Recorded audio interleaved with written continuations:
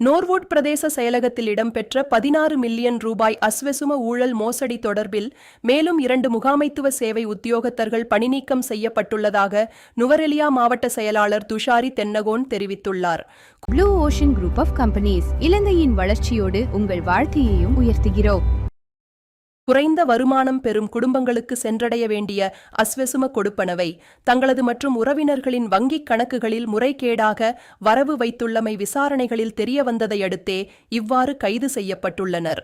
இந்த மோசடியில் ஈடுபட்டதாக சந்தேகிக்கப்படும் 11 அரச ஊழியர்களில் தேசிய இளைஞர் சேவைகள் மன்றத்தின் 2 அதிகாரிகள் கொழும்புக்கு அழைக்கப்பட்டு வாக்குமூலங்கள் பதிவு செய்யப்பட்டுள்ளன. இதேவேளை ஹட்டன் கல்வி வலயத்தைச் சேர்ந்த 6 ஆசிரியர்கள் மற்றும் போலீஸ் நிலைய அலுவலக ஊழியர் ஒருவர் தொடர்பிலும் விரிவான விசாரணைகள் ஆரம்பிக்கப்பட்டுள்ளன.